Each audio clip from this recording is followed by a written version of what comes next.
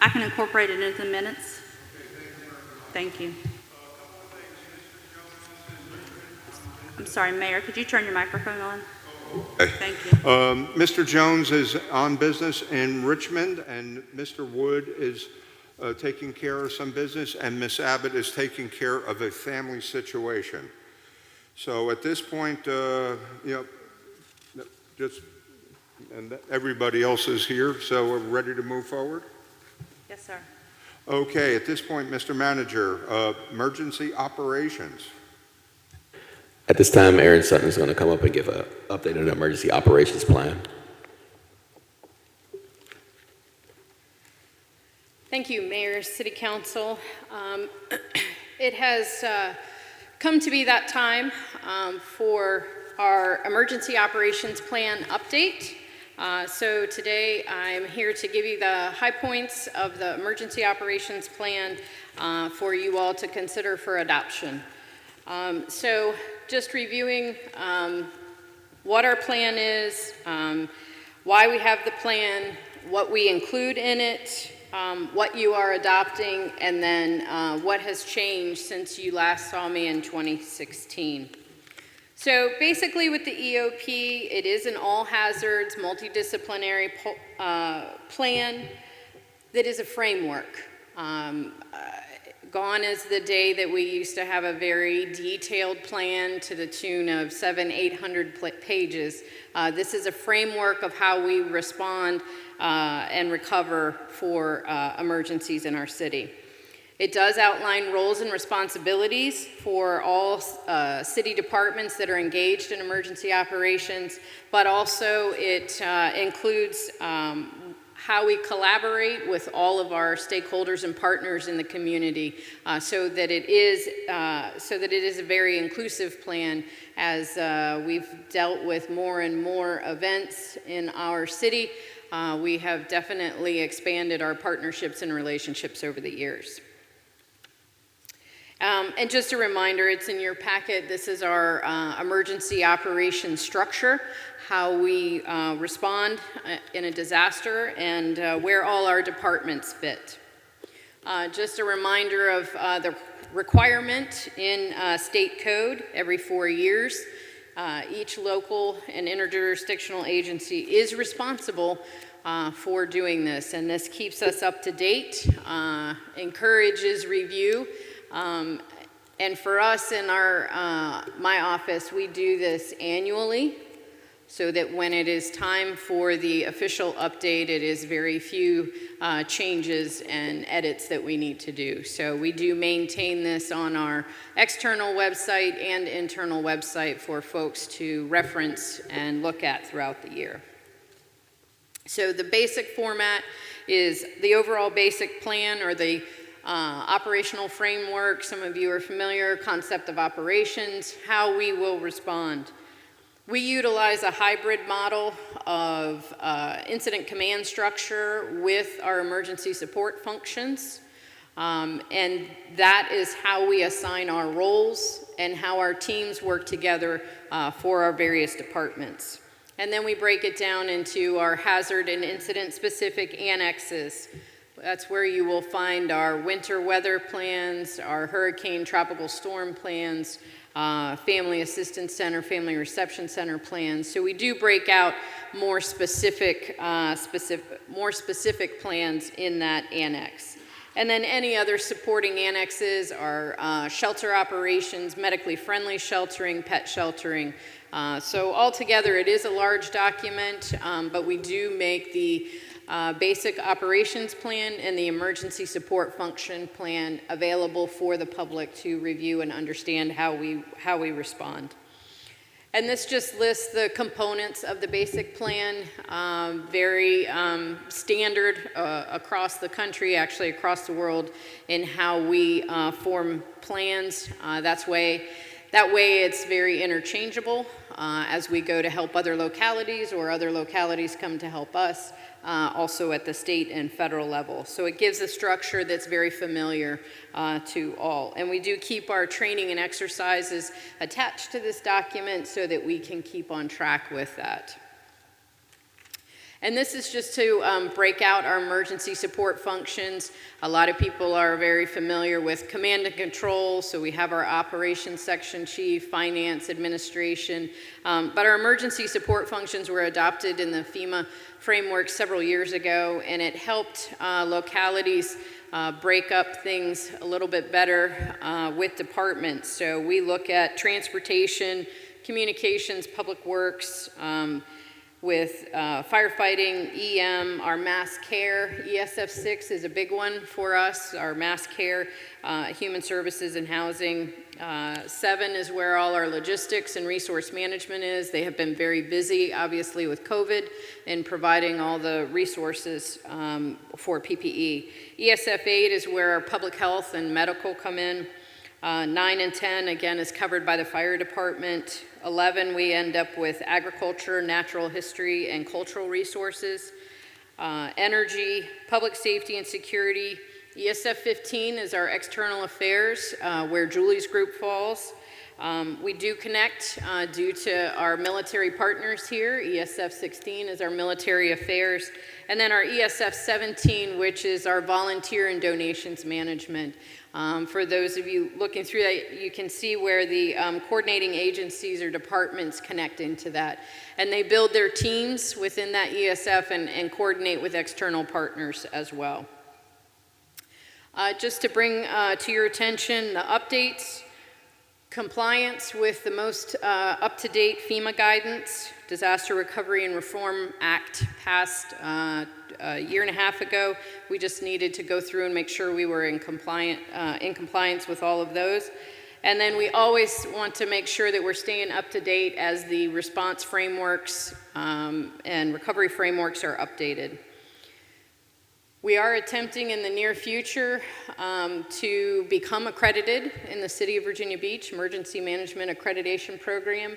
It doesn't hurt for us now to utilize the standards and be in line with that, even though we're not moving forward at this point. And then always the National Incident Management System has just released new training guidance, and that is minimum standards that we have our members that do respond to the Emergency Operations Center courses that they need to take and be in compliance with. If we are not in compliance with NIMS standards and training requirements, we do not qualify for Stafford Act disaster dollars. It was adopted many, many years ago. It is a requirement across the country, so it is something that's very important when we do provide the review. And we have done revisions to the organizational structure as we have had in the last 4 years. So we passed this. The last update was 2016, right around I think shortly before Hurricane Matthew. And since then, we've had just a couple things occur. And so from lessons learned and after actions, we've made some updates to organizational structure. And modifications to our emergency support function. And one of the things that we started a few years ago was the Virginia Beach Incident Management Team that we staff with volunteers from other departments, so fire, police, EMS being the largest number of members. But because my office is so small, when we have these large-scale events, I can activate the Virginia Beach Incident Management Team to help augment our planning and logistics sections. So we provide orientation, training, and ongoing meetings to keep everybody up to date on that. With that, I'm going to open it up for questions. Questions, anyone? Mr. Moss. Two things I noticed I didn't see highlighted in the report. First, on the chart, that City Council has to authorize a declared emergency after 14 days. They have to certify the city manager's declaration, and the City Council at any time can convene and reverse and undo a declaration of a state of emergency. I think that should be in the command and control, because that is legal authority that the City Council has, and the public needs to see that the City Council isn't hands-off, and in fact they have an oversight role, and they actually have statutory or charter approval authority on the duration of a state of emergency. Okay. Thank you. We can certainly add that. Okay, anybody else? Thank you. And Aaron, I just want to say what a blessing you are to this city, what you have done for us. You have made us a safe city. Your dedication and professionalism is beyond belief. It's not often that politicians or leaders should say, I speak for a lot of people, but I think on behalf of our city council, our staff, and the people of Virginia Beach, we do owe you much. Thank you. Thank you very much, sir. I appreciate it. At this time, Kevin Kemp is going to come in and provide a pending planning items update.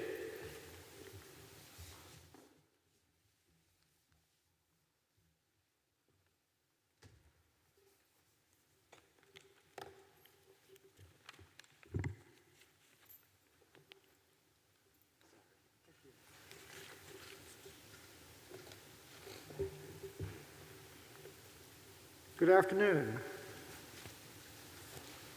Kevin Kemp and I will be briefing you on planning items scheduled for City Council on October 6th and the 20th.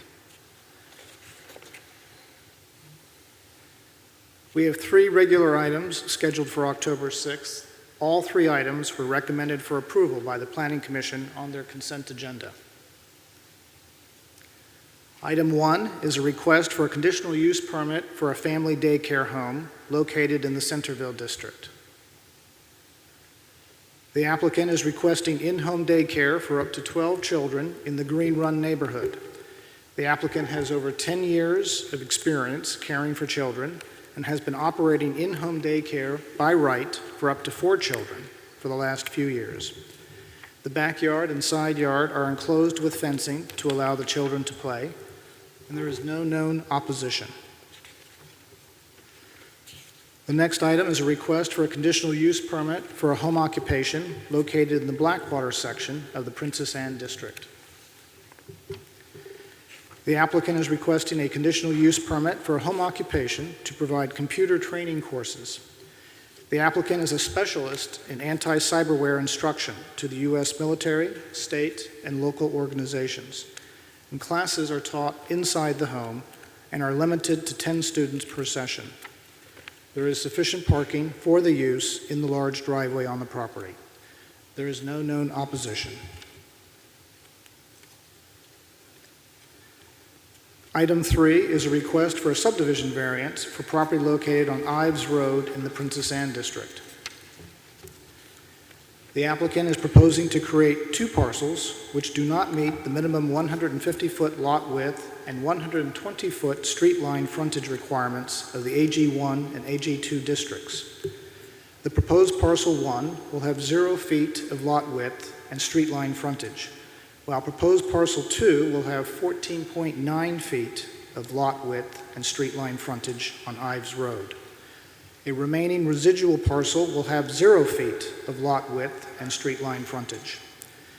The 327-acre property has been in the Agricultural Reserve Program since 1998. The Agricultural Reserve Program agreement reserved 2 future building sites on the property, in addition to an existing single-family dwelling that is on the residual parcel today. The creation of the 2 parcels is consistent with the terms of that agreement between the property owner and the city.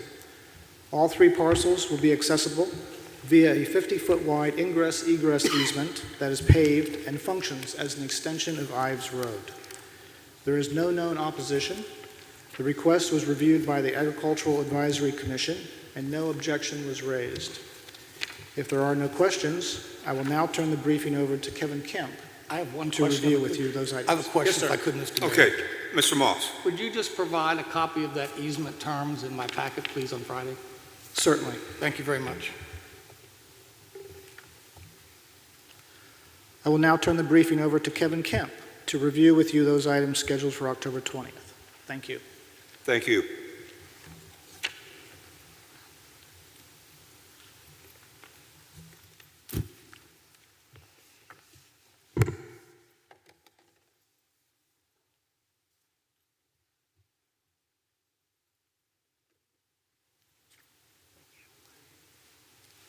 Welcome. Good afternoon, Mayor, members of council. I will review the 12 items that are on the October 20th agenda. All 12 are short-term rentals. 10 of them are located in the Beach District, 1 in the Lynn Haven, and 1 in the Rose Hall. 11 of the 12 are recommended for approval by both staff and Planning Commission, 4 on the consent agenda. And then one item, which I'll review last, was recommended for approval by staff and recommended denial by Planning Commission. The first item is a short-term rental request in a proposed duplex in the Old Beach Overlay District. The property is zoned A12 and is directly across from the iFly complex and Breeden apartment complex. There is an existing home on the property that was built in 1939. There is a conditional use permit for short-term rentals already approved on this property. What the applicant proposes is to build a new structure that is attached to this structure, therefore creating a duplex. This request is for the new duplex. The new duplex will have 3 bedrooms, 3 parking spaces are provided on site, all in the driveway. The applicant has agreed to the new council conditions. This property is located in the Old Beach neighborhood, whereas you're aware, numerous short-term rentals have been approved and exist. There are 14 applications under review, 6 in the Old Beach neighborhood currently. This property is not currently being rented or advertised. Items 2 and 3 are short-term rental requests for a proposed duplex in the OR district. This property is catty-corner to the Dome site, so as you're aware, it's an area of the city that will undergo significant development in the near future. Both units of the duplex, and I will note the picture shown there is the existing home. This will be demolished and the duplex constructed. Both units have 4 bedrooms, therefore 8 total on the site. All 8 parking spaces are provided on site, 1 for each unit in a garage and 6 others in a paved area. The applicants have agreed to the new council-imposed conditions. As you can imagine, this is an area where short-term rental use is common, and there have been 18 applications under review and 5 conditional use permits have already been approved in the area. This property is currently not being advertised or used as a short-term rental. Item number 4 is a short-term rental request for 1 unit within a 42-unit building in the OR district. This is the property right across, right across Arctic Avenue from the Harris Teeter, just north of the Old Beach neighborhood. The unit itself contains 2 bedrooms. Both parking spaces are accommodated on site in designated spaces. The applicant is agreeable to the new conditions. The property, as I mentioned, is located just north of the Old Beach district where short-term rental use is common. I will mention that there are 2 other conditional use permits in this building that you have approved. They were both approved on July 28th. This unit is not being advertised or currently rented. Item number 5, this property probably looks familiar as there have been several other conditional use permit requests in it. It is a multifamily property in the OR district on 9th Street, right across the street from the 9th Street garage. It was constructed in 1969 and in the past has been a hotel. The unit for this request has 2 bedrooms. 2 parking spaces are required, similar to other applications. 1 is provided on site, and the applicant intends on leasing 1 space in the 9th Street garage. This is in the tourist area of the city, one where short-term rental use is expected. As I mentioned, there have been other applications in this development. 4 previous CUPs have been approved, and then this one is under review. There's approximately 15 to 20 other short-term rentals that are registered in this complex. It is currently not being advertised or rented as a short-term rental. Item 6 is a short-term rental for a single-family home in the Red Wing neighborhood. The lot is 5,000 square feet. The neighborhood, as you can see from the map, consists solely of single-family homes. The home itself has 3 bedrooms. All 3 parking spaces are provided on site, 2 in the driveway and 1 in the garage. The applicant has agreed to the new conditions. Although this property is relatively close to the ocean front, it is worth noting that short-term rental use is not common in this neighborhood, as this is the first short-term rental request. The property is registered as a short-term rental, but hasn't been rented recently in the past 4 months. Items 7, 8, 9, and 10 are 4 short-term rental requests in an apartment building that was constructed in 1940. This lot is directly on Norfolk Avenue.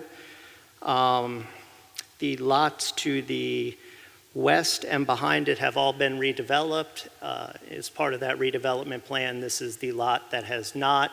The applicant does plan on redeveloping the lot at a later date, but wishes to pursue the short-term rental request until that time comes.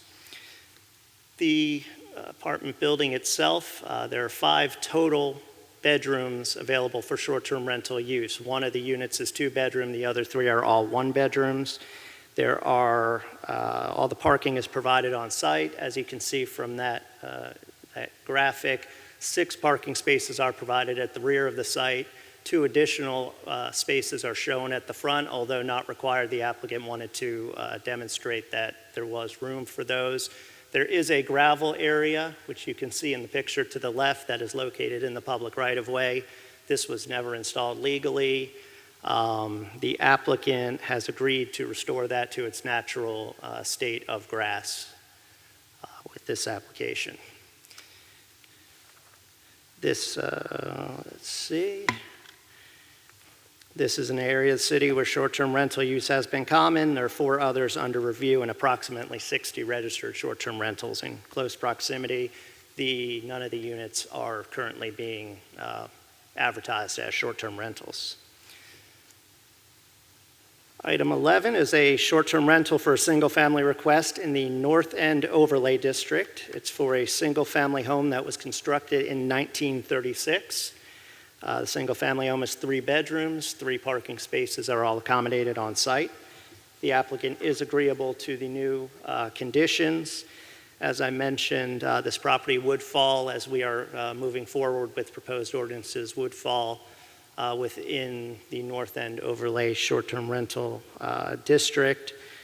There is 1 other CUP in close proximity being considered and approximately 20 registered in the area. The property is currently not being listed or rented as a short-term rental. The last item, item 12, is a short-term rental request for a single-family home in the Princess Anne neighborhood. This is the item where staff did recommend approval. However, Planning Commission recommended denial. The basis of Planning Commission's recommendation of denial is that the short-term rental was currently advertised and operating as a short-term rental. The single-family home proposed for the short term is 5 bedrooms, 5 parking spaces are shown. However, it is deficient as to the parking requirement in our ordinance. There is some driveway that is proposed to be added. You can see it in the darker color on the right. So that would allow 3 spaces to be accommodated fully on site, 1 in the garage. 2 of the spaces overhang into the public right-of-way slightly. However, staff still approve that solution as they do not block any vehicular or pedestrian traffic. This is in an area of the city where short-term rental use is not common. As you can see with the map, there are only 1 other short-term rental in the neighborhood.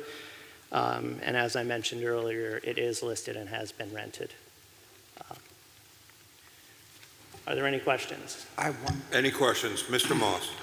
In this particular case where they know they're operating not in compliance, and we know that to be a fact, and they continue to operate, do we provide them some written notice that they're not in compliance, and do we start and begin the enforcement action and not presume that council is going to approve, and have they received such a notice? Yes, we have. We do. I believe this property has, I can check for certain, but we have issued written notices. Currently, there are 47 letters, notices of violation issued, and 5 court summons that are active for this sort of thing. If you could please provide us, the properties that you provided notice to and what the current status of the enforcement action is, well, I'd be appreciated. Absolutely. Thank you, Mr. Mayor. Okay, anyone else? All right, thank you once again. Thank Your you, Mayor Dyer. magnificent staff, great work. Appreciate it. Director Kelly is up next to give an update on the city's finances.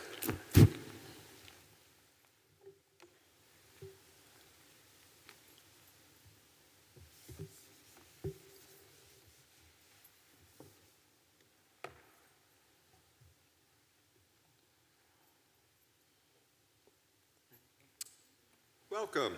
Good afternoon, Mr. Mayor, City Council members. I'm happy to report on our city finances today. Make sure I know how to click that. I'd like to start off with FY21, August 30th, which is 2 months. We have a revenue received of $74.5 million, which is about 6.1% of our budget. That's slightly higher, actually, than last year's percentage, and the reason why is we had some move back of the penalty and interest for personal property and real estate, and so some of the revenue that we received at the end of August typically would have been in the prior year, and now it's in this fiscal year. One of the other things that we wanted to make council aware of is that we are looking at some of the local charges for services for the aquarium, library, convention center. Those are actually doing worse than previous years, as can be expected. And so next month, when we do our quarterly, we'll have a lot more detail on all the revenues for those type of charges. Our expenditures are actually lower than last year's at 23.6%. Last year we had about 24.4%. And typically in the beginning of the year, you spend a little bit more in July and August for yearly payments. Our trustee taxes, we did a comparison of 2020 to 2019, March through August, and I would like to just concentrate on July and August. For hotels, we're about 27% down at 1.861, less than it's not FY, but 2020 compared to FY19, 2019 in August. For meals, we're about 13% down. For admission tax, we're about a 65% decrease year from this year to last year. And for general sales tax, we actually had 11% increase in August. This is a travel indicator chart that's from the Convention Visitors Bureau. I thought it was important to show from January through August, or August 29th, the comparison of the occupancy rate from 2019 to 2020. And you could see it in August. At the end of August, we were starting to close in on what occupancy was last year. We'd had previously reviewed the preliminary unaudited numbers. We're still working on the audit numbers, but we actually did find some revenue that should have been posted back into FY 2020.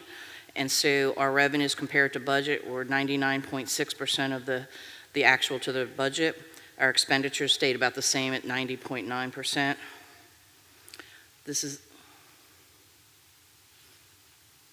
This chart details the revenues over and under by type, and our real estate and personal property, business and general sales tax were all over budget, and then our trustee type tax, local taxes and charges for services were slightly under budget, and other revenue was a little bit higher than budget. Our expenditures over and under budget. Most of our expenditures were under budget, including personnel, other operating costs, and other various payments. Oops, I'm sorry there. Our general fund balance, we reviewed this last month. We're at 13.8%, which is higher than our policy of unassigned to next year's revenues. Typically, our general fund policy is 8 to 12%. Typically, we run at around 10%. We're at 13.8%, which is a nice position to be in. And then this is the fund balance, and then the reservations to come to our unassigned fund balance. In summary, our revenue for 2020 was slightly lower than budget by $4.7 million. We had expenditure savings of salaries and CARES funding also helped contribute to some of the increase. The schools, we have a true-up estimate of $3 million, a reversion of $39 million, And in August, our trustee revenues were lower than 2020, as well as our charges for services, but overall revenues were a little bit higher than last year's revenues. Next month, we will also have a quarterly update of FY 2021, and then we will also do another update of 2021 in November, and in December, beginning of December, we should have the audited financial statements. Be happy to answer any questions. Any questions? Mr. Moss? If I could, I'd like to go back and look at the FY 2020 slide. I don't have the number on the top of my head, but this is, I think, The the same 2021, slide I'm we sorry. saw not too long ago. What I'm trying to understand, does this slide represent, we had the personnel costs and everything down, does that represent the CARES Act interpretation we had 2 months ago, or has it been updated to reflect council's adoption of the thing being proposed at this briefing, subject to a future public hearing? We Which did not baseline? put, I'm sorry, excuse me, we did not put any CARES money in this slide. So this does not consider the appropriation that we'll do later on for the additional CARES money. So following that through, if I looked at that personnel cost of $23.1 million, I think that's what it was kind of showing or something or whatever. The labor cost you were trying to show, if we looked at the labor cost for 2020, I don't know if it's a slide. Oh, I'm sorry, I thought you said 2021. All right, let me go back to personnel costs, 23.1. So if we're looking at highlights, says this is, we're under, so we appropriated $23.1 million more than we spent. Right. And if we take the policy of taking the labor cost and the categories up that will be briefed later, that will increase that number even further in terms Yes. of the general fund, Right. which should then have a significant impact on the 13.8%, probably push it north of 15% possibly. Yes, about 15.9%. Okay, well, my rough math was close. And so that, I just want to make sure that my peers here understand the significance that this is a non-rebaseline report, and that relative to other communities, we are cash flush if we adopt this policy, which I'll talk about at a future date, and we have a lot of unmet needs. On the issue about hotels, I think that might look like a bad number. I was listening to a financial report about the tourism industry and whole in the country. 16.7% of all the hotels are on or near bankruptcy. 16.7% are more than 30 days due. At that point in time, their mortgages go up 5%. When they're 90 days late, they get a notification, and 21 days after that, they go up to sale.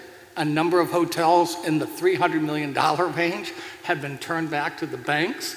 So I think, Mr. Mayor, when we look as a whole, where we're at, while the news, it's not great, it certainly is not the dire straight performance that many of the communities that are in this kind of business are facing. That doesn't still mean they don't need help, but we certainly aren't seeing the same kind of drastic underperformance that many urban markets, New York and LA specifically, are experiencing. So I think overall, that's good news in today's climate. That's how I would characterize that. It's not the best, but it's certainly much better than many of our contemporaries. And I appreciate all the work of the past city manager and the current one and the department heads to suppress expenditures so that we can have flexibility to do the things and meet some needs that are currently unmet. Thank you very much.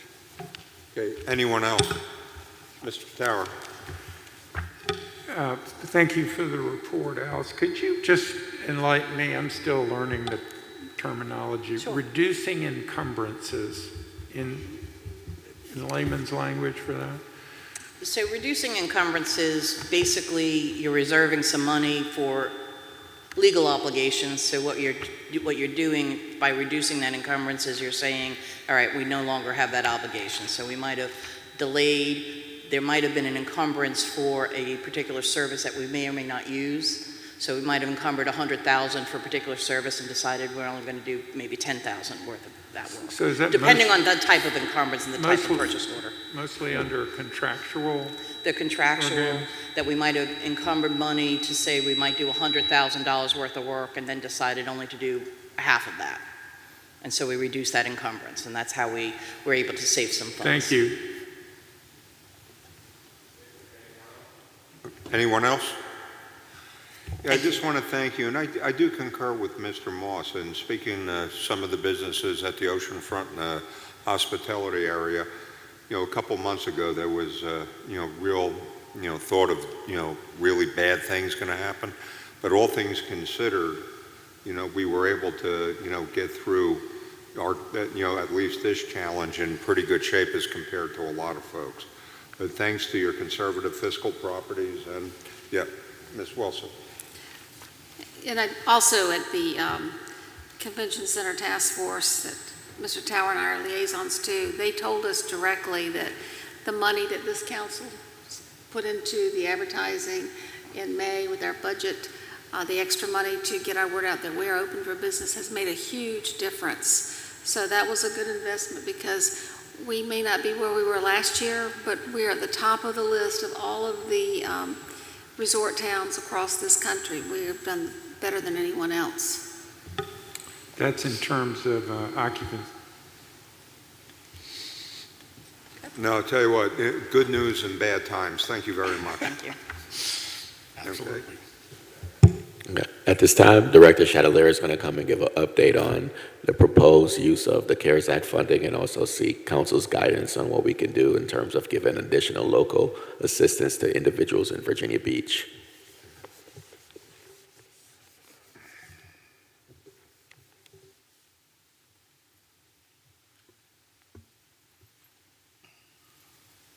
Welcome. Thank you. Mayor, members of council, Mr. City Manager. So previously, I presented to City Council at a September 1st meeting on staff's recommendation as to the use of the second round of CARES Act funding totaling $39 million. At that point in time, we were recommending the seeking the full reimbursement of public safety salaries, which was an allowable use based on the U.S. Treasury guidance at that point in time. And the rationale behind that was to maximize flexibility for City Council to allow them to redirect or allocate those resources that are freed up, those local funding, to additional initiatives that might be needed without as many restrictions that might be in place, and especially that could be in place beyond the December 30th timeframe, which is the deadline by the put into place for the U.S. CARES Act funding. On September 2nd, a day after that presentation, additional guidance came out from the U.S. Treasury regarding the allowable use of the funds, and more specifically, it provided some additional clarification regarding the use of the funds for the purpose of seeking public safety salary reimbursement. So the intent at that point in time was to come back before City Council at some point in time in September to appropriate the second round of funding. However, until we had a good handle and understanding of the updated guidance, we delayed that action. So staff reviewed the updated guidance as well as the updated FAQs provided by the U.S. Treasury. So Budget Management Services, Finance, the City Manager's Office, and City Attorney got together. We also spoke with outside entities, external auditors, and other localities across the Commonwealth and country, and came to a consensus and a collective decision that the use of CARES Act funding for the purpose of public safety salary reimbursement is in fact an allowable use. So what we did is initially in September 1st, we had provided a projection of payroll cost associated with what we would seek reimbursement for. So we had done that based on the U.S. Treasury guidance, more specifically the FAQ number 2 and 47, which determined that public safety was an allowable use. They could be considered substantially dedicated for the purposes of combating COVID-19 pandemic, and that the use of CARES Act funding for the reimbursement of full public safety salaries was allowable. Based on the updated guidance, the U.S. Treasury attempted to clarify or attempted to better clarify what would be classified as substantially repurposed or dedicated. And they actually drilled down into giving some specific job classification examples. They also further clarified that public safety payroll and benefits of those substantially dedicated to combating the COVID-19 pandemic could actually be reimbursed. Those salary reimbursements could occur from March, the beginning of the pandemic, till the December 30th timeframe. So staff revised the original methodology to take that guidance into consideration. We've actually come up with a more conservative approach in that we're more closely looking at specific job classifications within departments to determine to define the substantially dedicated to combating COVID-19 pandemic. So to give an example of that, for informational purposes, I've included some slides here provided by the Department of EMS. Chief Brazel's here, and he could certainly speak to these. However, I know there's a lot of things on City Council's agenda today, so I've included them for informational purposes. However, Chief Brazel is here if City Council would like to ask any questions regarding these or get further clarification as to the examples provided for EMS personnel and their actions that are considered substantially different due to the pandemic. Some more specifics or specific examples of the change in methodology. You can see here on this slide, uniform patrol, the police department's uniform patrol. Based on the previous guidance and the methodology in the September 1st presentation, we were assuming the 100% use of uniform patrol within the police department's operating budget. Based on the revised methodology and working more closely with the police department, we're working to fine-tune those estimates of who is actually substantially dedicated to the pandemic, and we revised that down to 60%. And again, these are kind of working as we continue to work with departments. These aren't fixed yet set. However, we're still fine-tuning these, but again, these are conservative estimates, and we think that we're going to be able to at least meet these percentages. And in addition to that, I had mentioned that the updated guidance had gave more specific job classifications as to positions that would be allowable for purposes of reimbursing salaries and payroll. You can see that based on the original methodology, we weren't taking into account the Department of ECCS's 911 dispatchers. However, the updated guidance specifically outlines those as an eligible use of or eligible for reimbursable costs. So we've included those in the second round methodology. So staff's recommendation at this point in time has not changed and is still to continue with using the second round of CARES Act funding for the purpose of seeking salary reimbursement. Based on the revised methodology, we believe that we're going to be able to have a minimum of $80 million of eligible payroll expenses that we could seek reimbursement for. And again, part of this is also that the updated guidance cleared the way, and we're not only limited to looking at January 1 through the December 30th timeframe, but we're also able to look back previously into the last fiscal year, as Councilman Moss was just having a conversation with Ms. Kelly about. So what this would do is, again, allow for City Council to have the maximum amount of flexibility to utilize local funding to direct towards programs and put programs in place to provide assistance to those that are in need.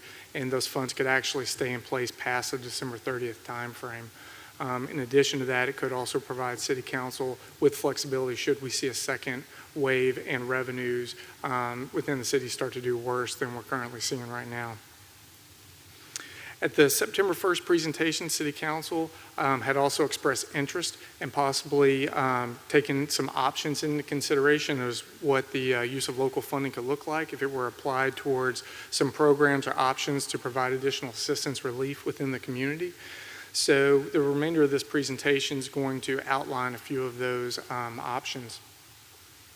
If City Council would actually like to pursue any of these options further, we would certainly, if you would mention to the City Manager, ask City Manager, staff would certainly further vet those or explore those options and be bringing forth at a later point in time an agenda request and ordinance to align appropriations to execute those programs. So categorizing these options for consideration, Council put them in two large categories. So those that are more short-term or one-time in nature, as that's really what this influx of CARES Act funding is more one-time in nature. And we've also grouped others more longer-term in nature or kind of ongoing relief efforts. And those would be examples like tax relief provided through tax rate reductions. So some of the near-term relief options related to direct service delivery. One thing to consider would be food services. Again, this would provide a tangible good to those who have demonstrated the need or those that are in need. An option to deliver the service could be for the city to work through a nonprofit entity or entities to deliver this. And we have a pros and cons. Obviously, the pros is it would provide food and services to those that have needs. However, cons, and we really should probably call those questions or things to further explore as we're looking to implement any of these.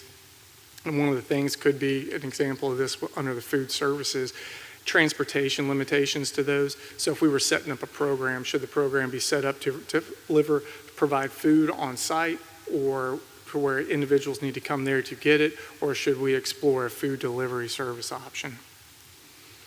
Another service delivery option would be to enhance or boost the existing program within the department, libraries, and schools to enhance Wi-Fi hotspot access across the city to those that are in need. As we're in this current virtual learning environment, we know there's a lot of needs across the city. Libraries and schools have worked very closely together to try to provide as many of those devices as possible. However, we know that there are some gaps and there's still some individuals that are in need. So possible use of local funding could be to boost the existing program in place. One of the things that we need to think about is if we're trying to move forward and purchase these devices to implement and boost the existing program, we're not the only locality trying to do so. So we are not sure at this point in time what the demand for these devices are out there or how long it might take to actually get those goods in and get the program executed. Some other near-term options to consider, which would be more in the form of providing financial assistance. One of the more immediate short-term relief options that could be provided would be to provide a credit to the city's consolidated services bill, which is a monthly bill that goes out for water and sewer, stormwater, and waste collection services. Because of some complications related to the bond covenant of water and sewer, as well as stormwater bond resolution, master bond resolution, it'd be recommended that this be focused to the waste management portion of the bill. This could be readily implemented by the Department of Public Utilities. Some upside is it would provide direct relief to the residents within the city in a sooner rather than later time frame. And some of the cons, and it's listed as cons again, it's just questions to think about as we go through this, if an individual owes more on the bill than what the credit is decided upon to deliver out, the individual might not actually receive that direct benefit itself, but instead just a credit towards a bill that they already owe. Another consideration would be an emergency assistance program. This would be a program provided to residents and those that demonstrate a need for assistance. Some options to deliver this program could be working through a nonprofit entity or organization or within the Department of Human Services. Code would allow us to do that through the use of local funding.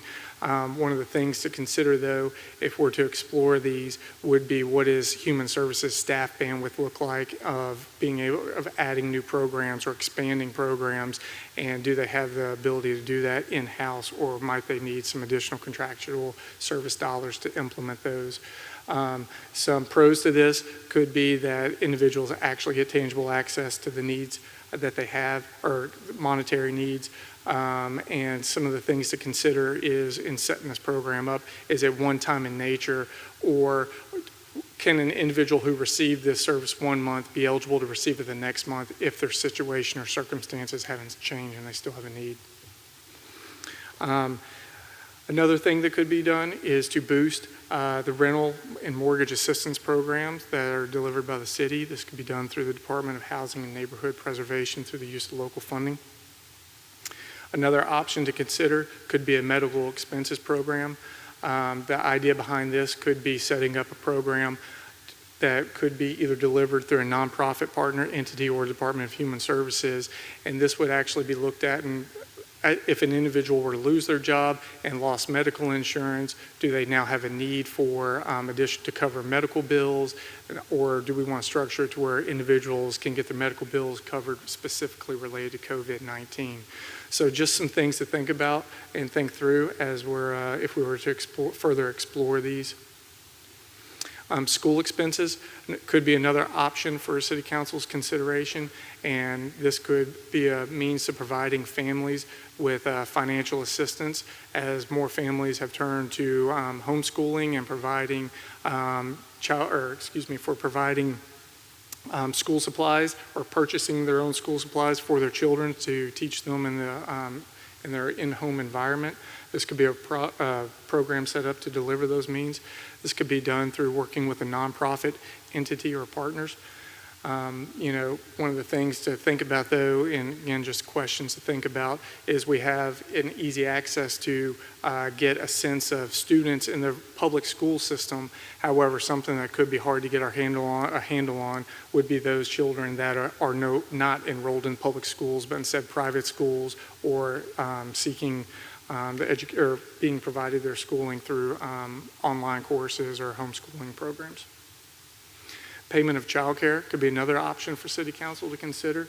This is a known need across many households within the city. Could be delivered by a nonprofit entity or partners.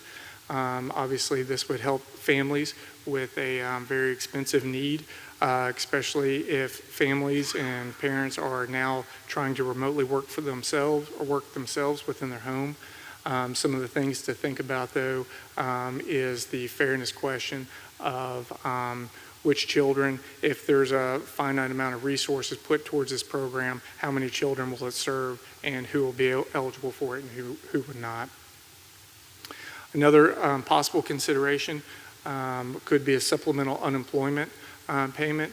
This is one of, I believe this request came with one of the members of City Council to explore and look at.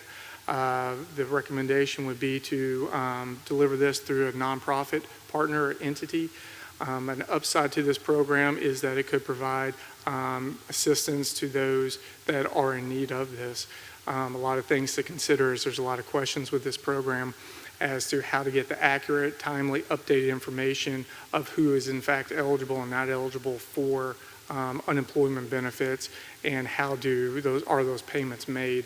As there's a lot of changes that go on with unemployment, how do we ensure the accuracy that checks are being issued to those who remain eligible for the programs? But again, these are just things that would need to be considered.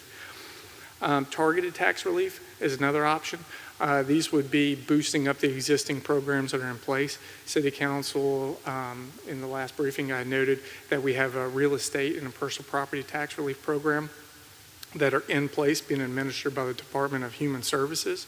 This option here could be to boost that program and perhaps look at the guidelines in place, and perhaps if those were relaxed a little bit, we might find that more individuals actually qualify for the use of this program. Some other considerations could be enhancing the other existing relief efforts the City Council's put in place. So boosting the workforce development program. Currently there's an allocation of $2 million towards that. Enhancing nonprofit supplemental contributions, small business PPE and adapting workspace, as well as increasing funding to the EDIP or Small Business Assistance Program. Some longer-term relief options that are more ongoing in nature that I previously discussed or mentioned, and these would be the non-targeted tax relief. So this is the idea of the other targeted tax relief programs are for those that demonstrate a need and can demonstrate a need for relief within those programs and to receive a credit on those taxes. This option here would be more general in nature. So what this would be is providing some sort of relief or tax credit or a check to be issued to residents across the city or through either personal property or through the real estate or through the real estate being a reimbursement. Some of the things to think through in implementing this is there's two methods to do this. This could be done through declaring a surplus which would allow for a declared surplus in the real estate tax revenue, which would allow then for that refund to be provided to the residents, or this could be done through providing a tax rate reduction in the real estate tax rate itself. Another consideration, if this were done in personal property, would be to provide a personal property tax rate reduction. One of the things to think about is the timing of these programs. So if these were done and implemented, then individuals who receive the benefit of the lower personal property tax rate wouldn't likely see that benefit until June 2021, when 90% of the personal property bills are actually collected. With the real estate, one of the things to take into account is several individuals escrow. So whenever these taxes are paid, it's not that they might receive the direct benefit of seeing this reduced tax in their monthly mortgage payment, but instead it would be a delayed catch-up whenever the financial institution were to revise the escrow account. So again, these are just some considerations, and with the long-lasting impact of the non-targeted tax relief, if we were to go the option of reducing the tax rate, would also be the future implication on future budgets and reduced revenue estimates. So I know that was a lot of options and programs and information. However, if City Council has any questions. Yeah, thank you. Mr. Rouse. Thank you, Mayor. Thank you for the briefing. I think out of everything I saw today, I think we have a lot of options on the table to make sure we try to help as many departments and people as we can out. One of the things I want to kind of highlight is and ask the question of what is our flexibility on helping out our EMS volunteer workers. I think we understand our EMS volunteer workers serve and is a great asset for our city. And as you know, they do a lot of private fundraising to maintain their ambulances and equipment and things of that nature. So what is our flexibility in helping that? And before you answer that, I know we have Chief Brazel in here today. And if he could come up and just kind of give us some of the things our EMS difficulties our EMS are faced with right now with the ongoing pandemic. Okay.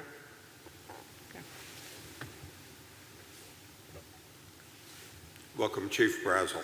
Thanks, sir. If I got the number right, I think I have about $39 million worth of needs that I can give you. No, sir. We appreciate you thinking about the volunteers and the rescue squads. There's a lot of different things looking at how their fund drives have done. As people don't have as much money to give, there may be some underpinning that could be done there, or some capital equipment relief and assistance. We could put a list for you together really easily. All right, thank you. And send that to me as soon as you can. Yes, sir, absolutely. So what is our flexibility on making sure we can, support those men and women who volunteer for our city as well?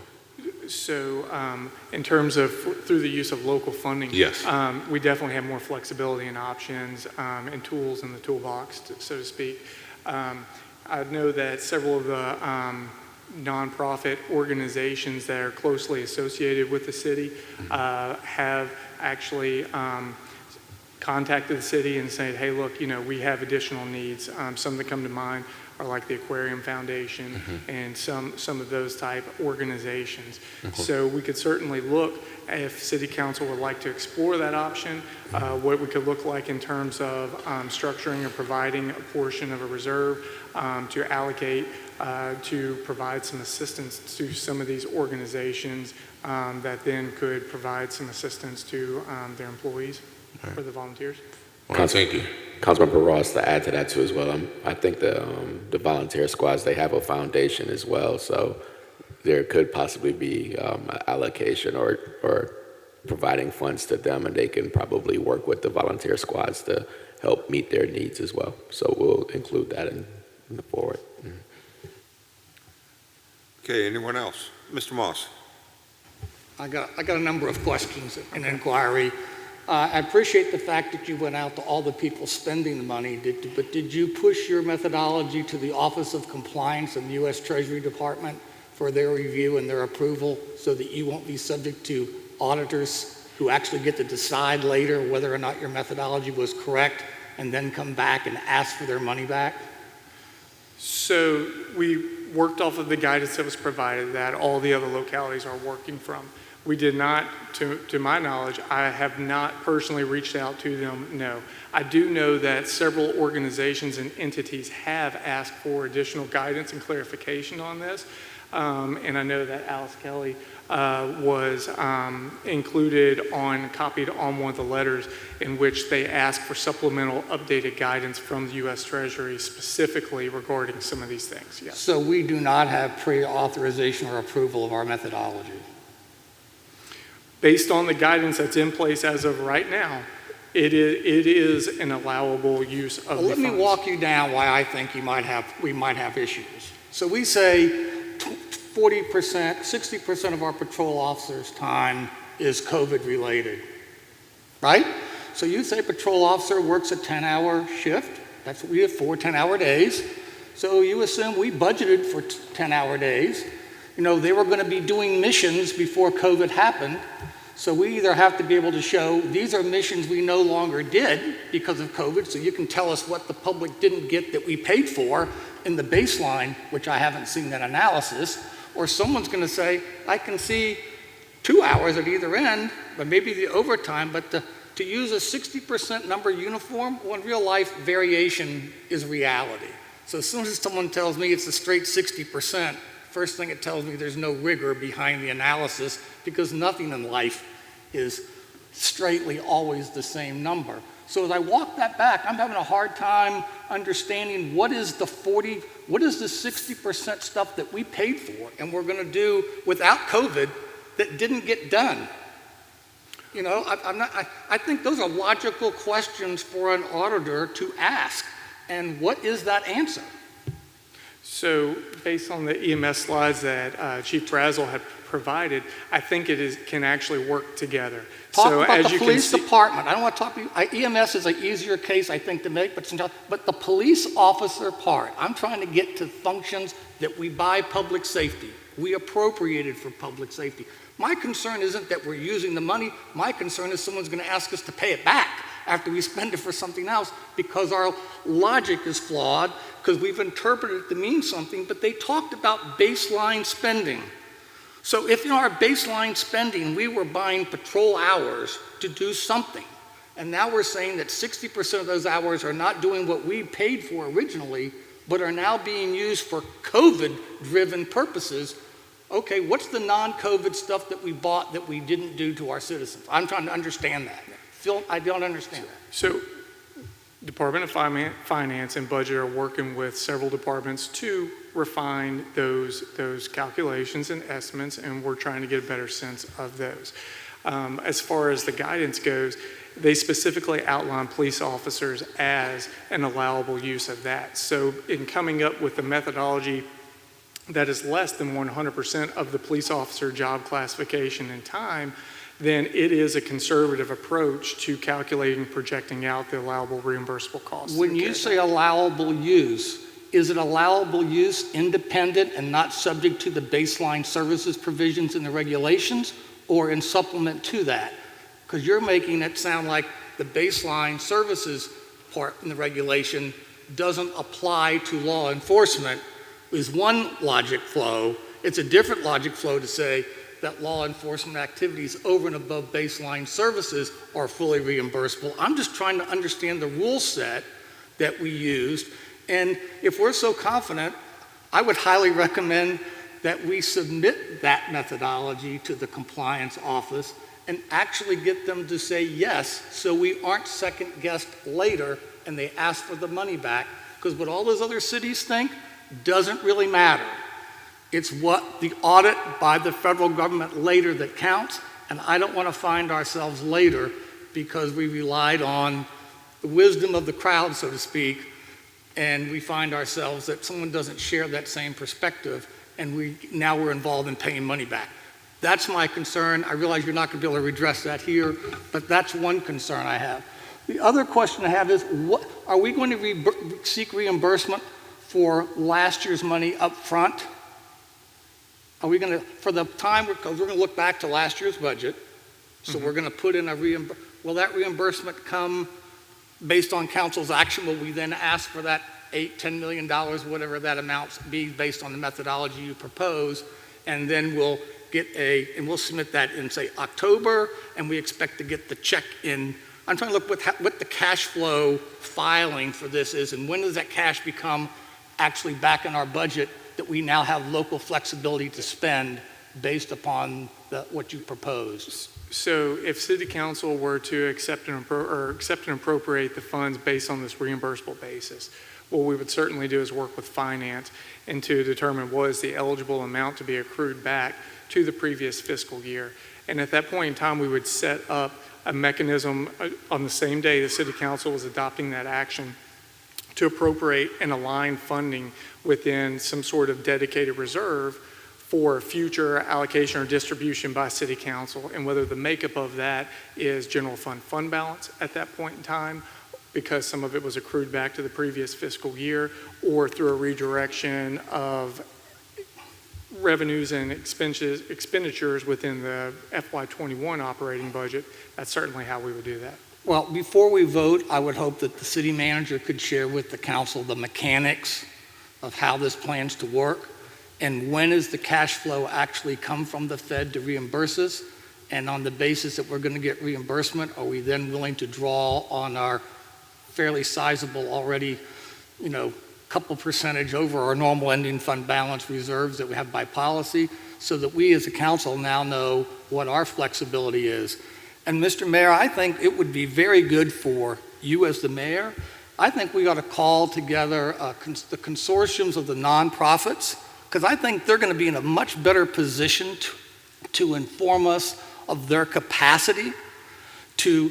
I think if we give money to the food bank, they have their own food distribution program. We don't have to invent distribution. We don't have to invent criteria. And if it's local money, all that criteria doesn't matter. The feds, the state, it's the food bank's criteria. And I've talked with you, I can tell you, they can use a substantial sum of money, execute it, and put it in the hands of needy people right away. So I think some things we create barriers that the people who have more creative thinking and already have systems don't get cumbered up with, prove you're needy. Because if it's local money and you're unemployed, do I care if it was caused by COVID or caused by whatever? And the VEC is going to be just as due diligent with their own money as they are with ours. So I really think that argument, while it sounds great, I think it's more in our own mind than it is in the hands of the other people. And we're not having to subject those payments to audit by the feds because it's our local money. So it's our standard. It's what we're willing to accept. And, I realize we don't hire monetary theory people and we don't hire fiscal policy people.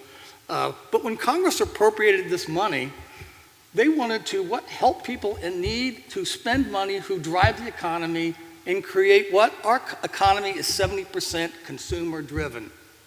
Paying ourselves back payroll dollars while giving us this flexibility. If we don't put it back in the other people's hands who need the money, we haven't changed anything to stimulate the consumer aspect of our economy because those payroll dollars were already there, Mr. Mayor. We have to find ways, and I don't think our bureaucracy is designed for that, but nonprofits are. We ought to get them together in a room and say, tell us how you can do this and what can we give you to make you work. And also we can give, Secretary Mnuchin was on today testifying before the Senate, talking about the Main Street program, which is basically, if you're not borrowing at least $250,000, you can't get into that program. And one of the senators was asking, well, what do we do for the really small businesses who need $20,000, $25,000, or $50,000 to stay afloat? And his answer back was, he says, really the overhead of loans doesn't make it worthwhile. Those people need to be getting grants because the other mechanisms are not going to help them. So I think we need to look more aggressively at the small businesses I think we've talked about, minority-owned businesses that are really cash flow struggling and can't make credit borrowing possible. Well, what are we doing with this money to also keep those businesses afloat? Because every bit of that $39 million that we are getting reimbursed with, we need to show how that's going back to help the people that Congress really wanted to help. And we're just using it now to give us greater flexibility because we appropriated for all the expenses we've had for the most part. That was in our base budget. And so I think if the manager's thinking that we have to say it again, I thought we spoke pretty loudly the last time we had this conversation, that we wanted executable, aggressive, NGO-delivered benefits. And so I would ask you, Mr. Mayor, let's call a roundtable of NGOs that serve our community and ask them to give us proposals. And then let's move out smartly to help people. And sometimes maybe there'll be 20% of the people that maybe didn't deserve it. You're never going to get all the fat out of any program, but there are a lot of people in our community, and I'm sure you know some of them, and small businesses that are hurting.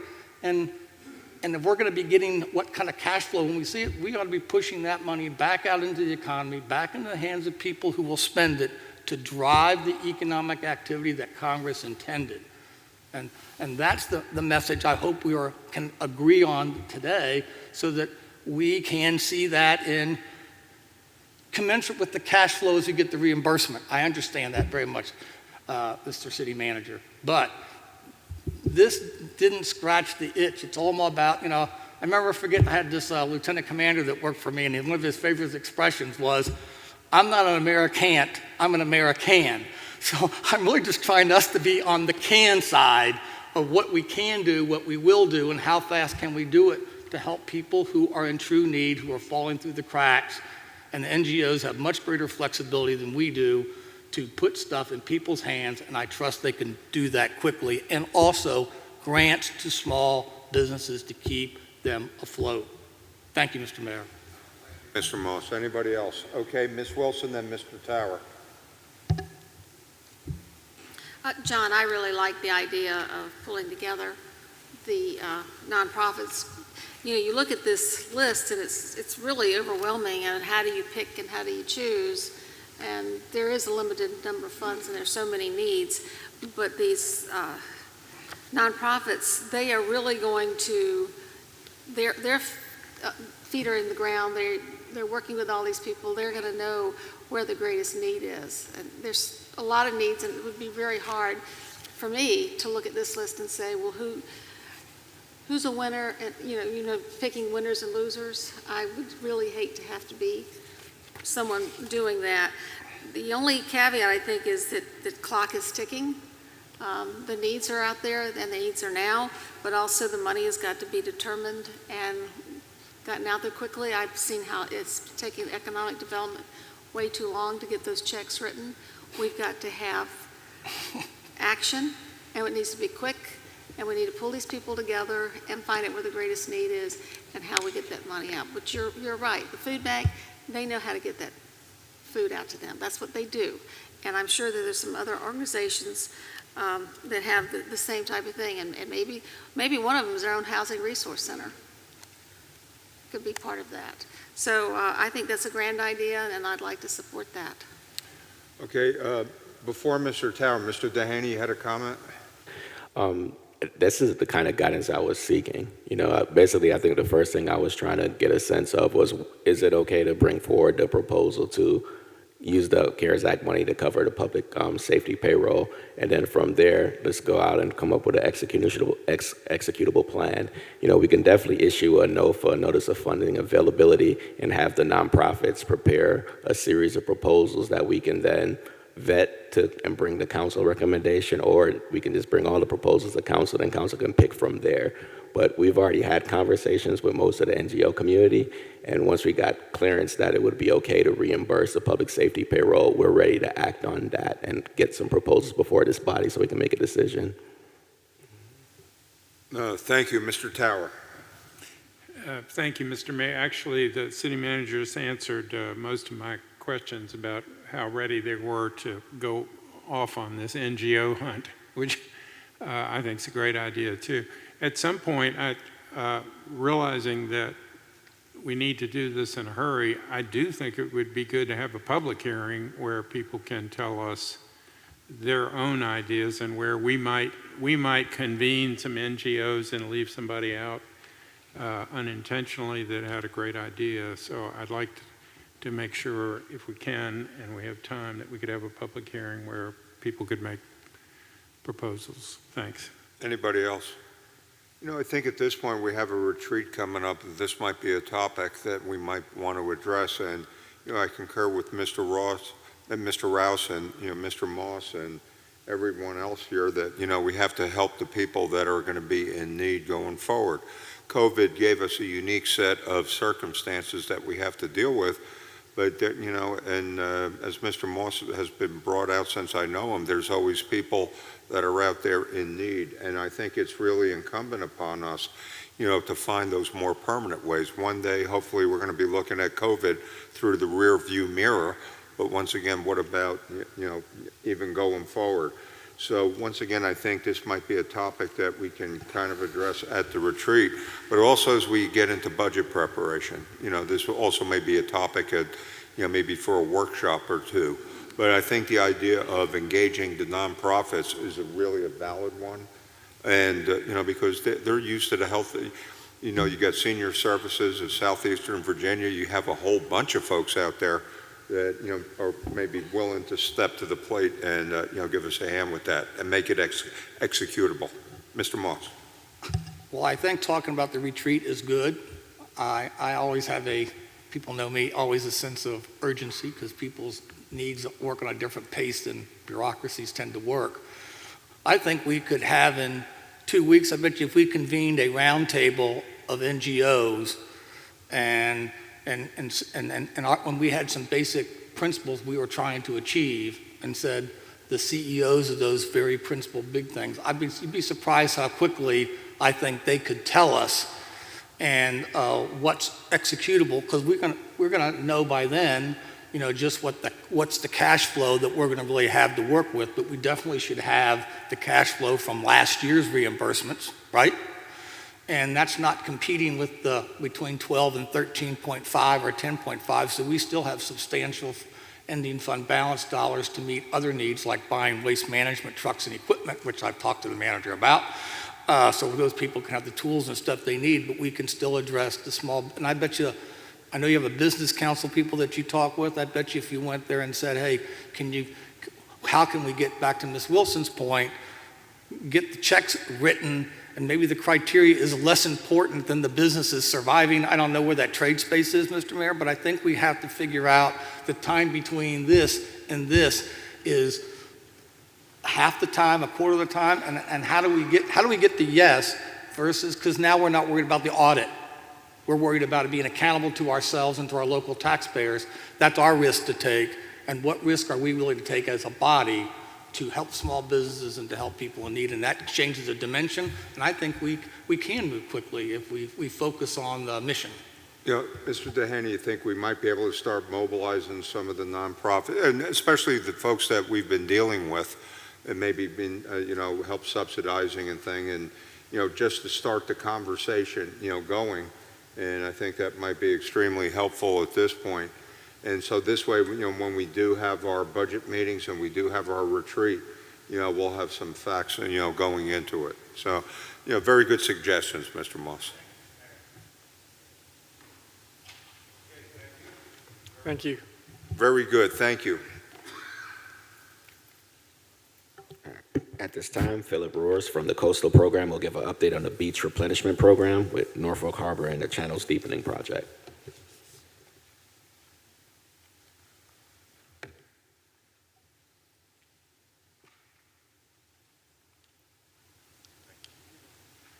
Good afternoon. Welcome.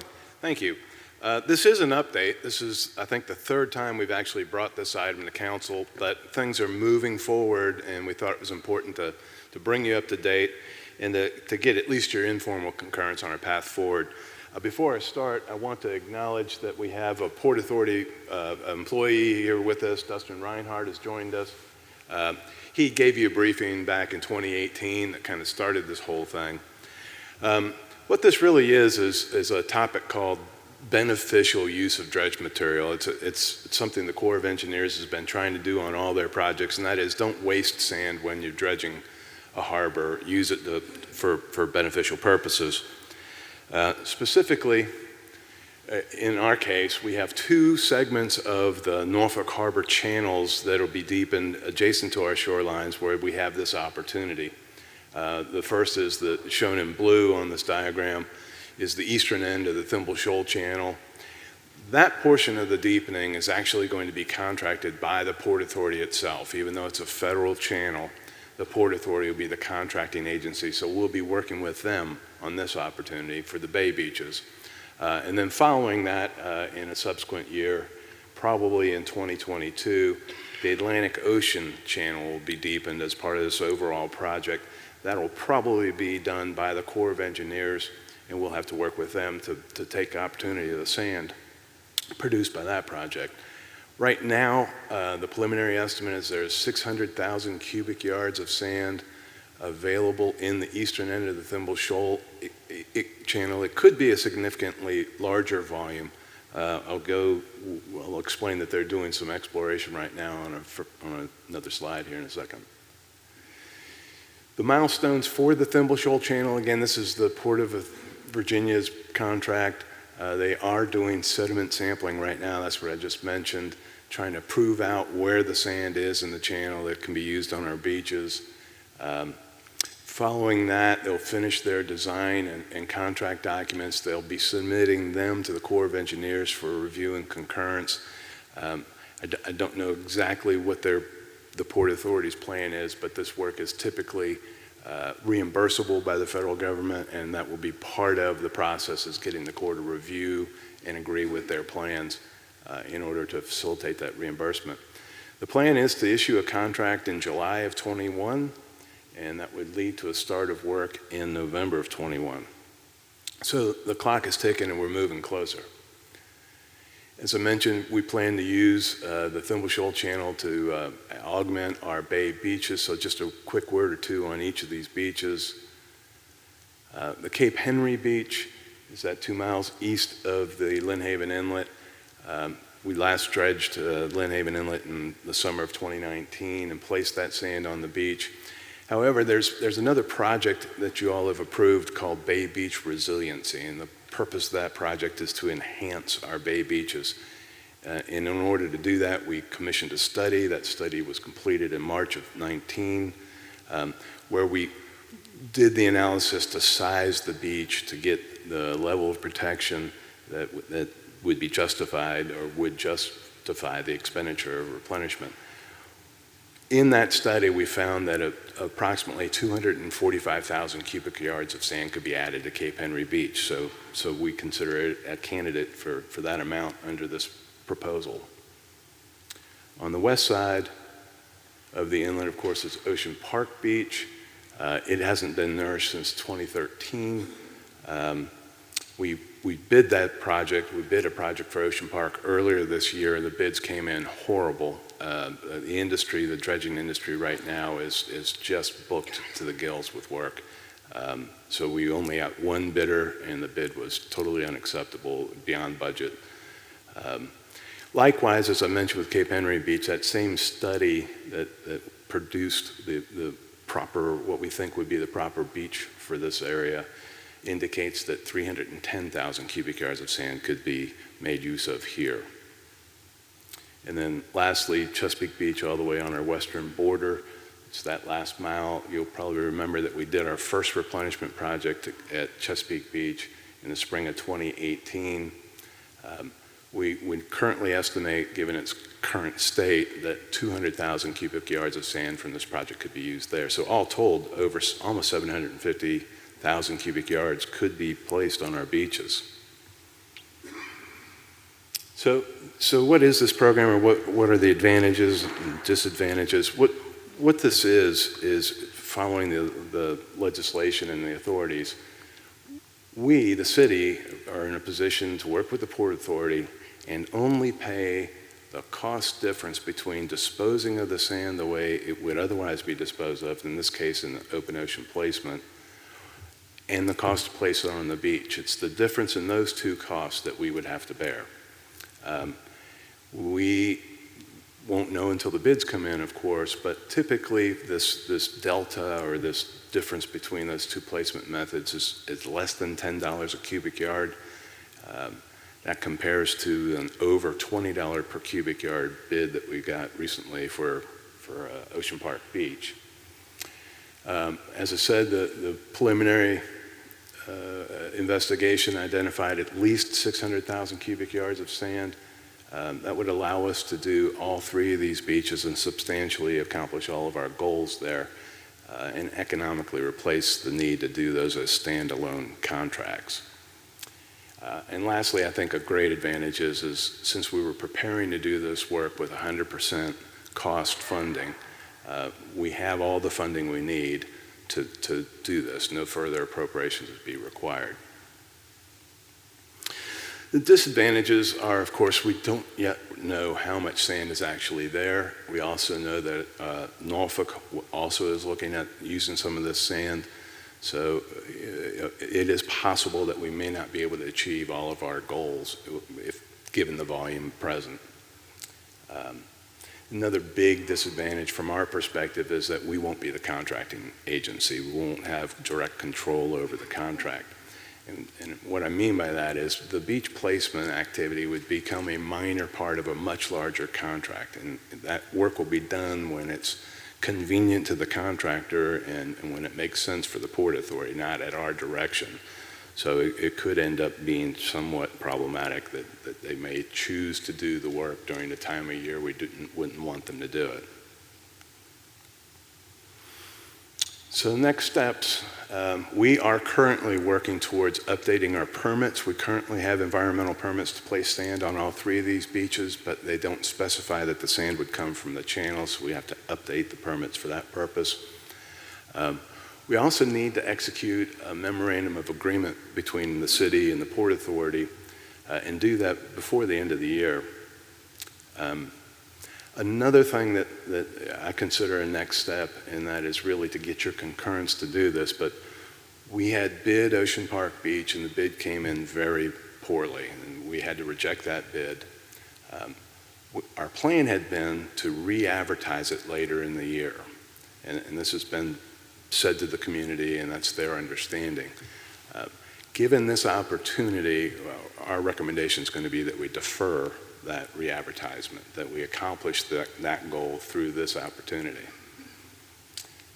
Again, the next step is, we've already said the contract to be advertised in July of 21 and begin work in November 21. The second part of this would be working with the Corps of Engineers during the calendar year 2022, and that is to get an agreement with them to place sand from the Atlantic Ocean Channel deepening onto the resort beach.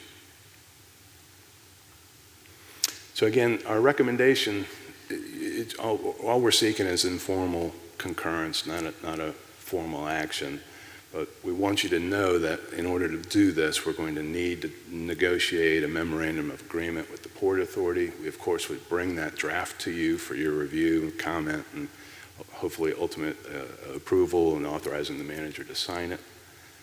And in addition, we'd also like to get your informal concurrence that we defer that Ocean Park Beach bid and perform that work instead under this arrangement if we can. And that is what I have for you today. Okay, any questions? Mr. Moss. Was that a public bid opening? Was that a public bid opening? Will it be a public bid opening? No, Yes. was the bid that you got a public bid opening? Absolutely, yes, sir. And what was the amount of the bid? Dan, it was $6 million in rough numbers, so it may have been 6.1, I'm not exactly sure. The amount of money available was less than $4 million. Right. So it was about $22 per cubic yard they bid. Because a question I had posed yesterday, which I didn't get the answer yet, so I'll ask it here.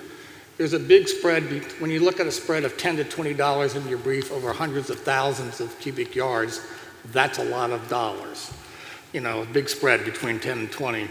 So if I looked at these calculations right, if you're at the high side, those two sand requirements would put you at the $10 million mark. Within if it went on the high side of the $20, because you said you needed 310,000 yards at one, that'd be about 6,200,000. May I Certainly. hopefully clarify? It isn't a bid spread of $10 to $20. Around $20 is what we would customarily pay to mobilize a dredge the sand, and place the sand on the beach. In this proposal, the Port Authority will mobilize the dredge, pay for the dredging of the sand, and all we pay for is the difference in cost between open ocean disposal and placing it on the beach, and that's $10 or less. Well, So, okay. so the high end would be $10. Okay, so now you're really talking $5 million, Correct. which is, so then, because other thing you said you would need to move money from other projects, I think that was in this brief, in the CIP, because if you only have less than 4, you don't have enough to do 5. That's correct. There's another project account that is called Beach Replenishment 2, and it has $2.55 million in it. So that's programmed money, that's not appropriated, No, correct? it is appropriated, but it's frozen. It's one of those reconciliation projects where it was frozen. In addition, that project receives another $2.55 million on 1 July. That's programmed, not yet appropriated, but we're thinking that between the nearly $4 million in the current Bay Beach Resiliency Project and the $2.55 million in the Beach Replenishment 2 account, that would be sufficient to cover all the costs. And if it weren't, on July 1, if council approves budget as programmed, there would be another $2.5 million available. And the memorandum will come to us after the budget adoption or before? Before the adoption. Okay, the reason why I asked that, Mr. Mayor, because I know Mr. Jones and Mr. Woods are not here when we had this discussion. Yes. This was a big part also of we saw it as flood protection as much as it was beach restoration, so I think it is part of our flooding issue. So I would only ask that as we look, when we get the final true-up, Mr. City Manager, and what we're going to do between the 12% and the 13.8 or whatever it ends up finally being at the true-up, and we're trying to make sure that when we approve a memorandum that we've already approved the funding, that be a list of considerations for us, the council, to look whether or not we want to set some of that money that previously we didn't think we'd had, so that when we sign the memorandum, we have actually taken that off the plate and don't have to carry that forward. So we are paying for the commitments as we make them. That's just an observation. I certainly will support the pleasure of the council as a whole. Thank you. Okay, thank you, Mr. Moss. Anybody else? Ms. Henley? Mr. Roars, you said that the Ocean Park people would be expecting something now. We have been in contact, of course, with the Civic League leadership and with other concerned citizens, and up until now, we've told them what our plan was, and that was to rebid that work later in the year, meaning in the probably December timeframe, hoping that the industry, the dredging industry, would have gotten some more capacity by then. However, if we're able to move forward with this and actually do this work in July of 21, starting in July of 21, it would make more sense to do Ocean Park this way than by separate standalone contract. Economically, it'd make a lot more sense. Well, is that delay going to be a problem with the community? I mean, is the beach in bad shape? What situation are they in? The beach is not in very good shape, that's for sure. However, there is a robust dune system, and there have not been any damages reported to any actual structures, nor do we anticipate any anytime soon. Thank you. Ms. Wilson? Thank you, Mr. Mayor. It's always good when we can partner up with another entity and save money for everyone. And I don't know if this is possible or not, Phil, but has the port already bid out for the dredging? Not this phase, not the eastern Thimble Shoal channel. They have work underway already closer into the inner harbor. And Dustin, am I understanding correctly?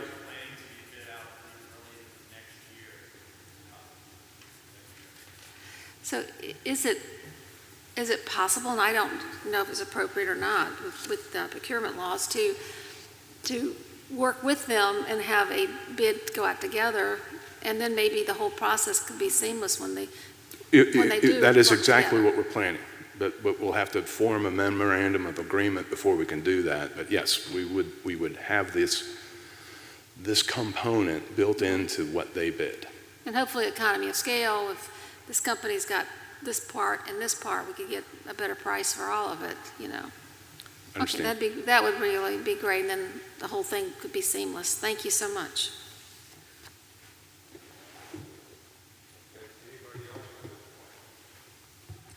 Okay, thank you very much.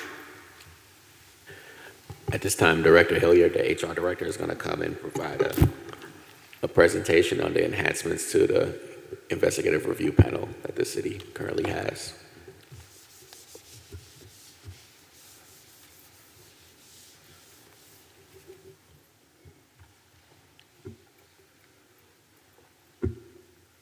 Welcome, Ms. Hilliard.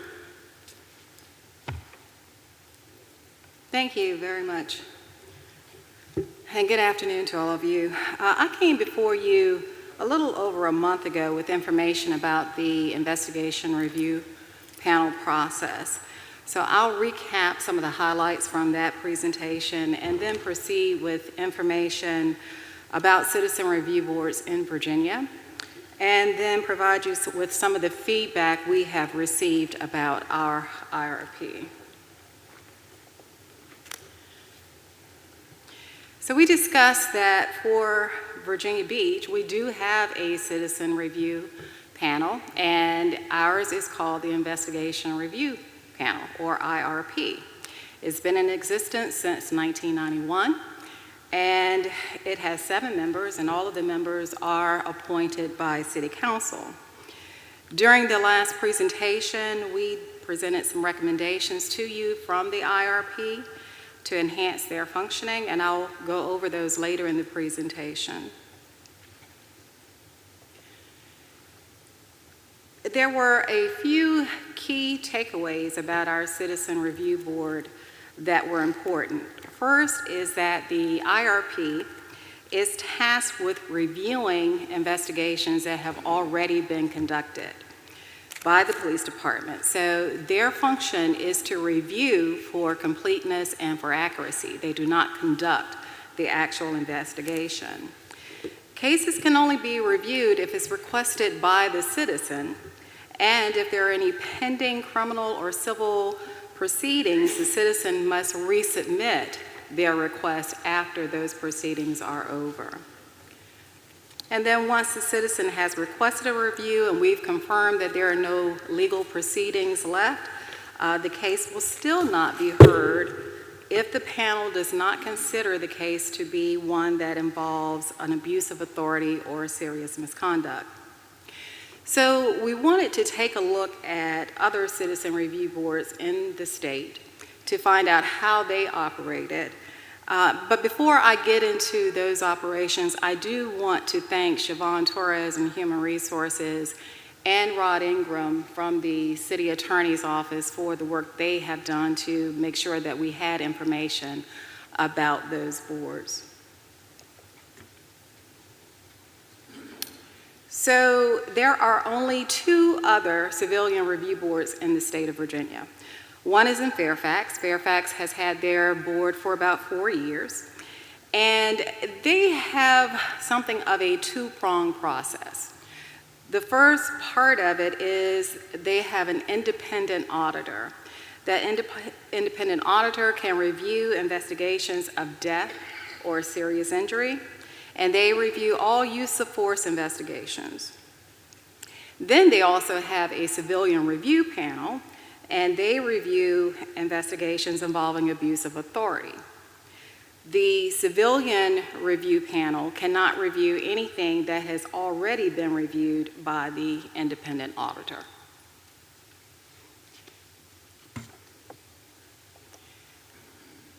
The other board is in Charlottesville, and Charlottesville's process is very similar to ours with a single review panel.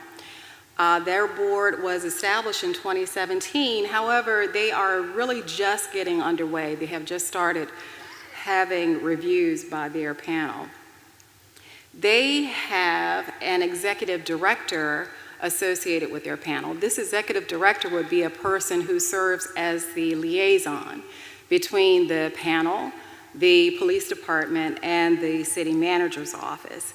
This is a position that they have never filled. It hasn't been filled yet. Again, their panel is really just getting underway, but they are in the process of filling that position. They also anticipate having a legal counsel associated with the panel, and they want to contract for that legal counsel annually. In the interim, the city attorney's office would be able to provide them with assistance. So the three boards do have some structural differences, but they also have some things in common. First, none of the boards have subpoena powers, nor do they have investigative authority. All are charged with reviewing investigations for completeness and accuracy. All of the boards review cases that are requested by citizens for review, though Charlottesville is thinking that they will allow a review if the case is at the appeal stage.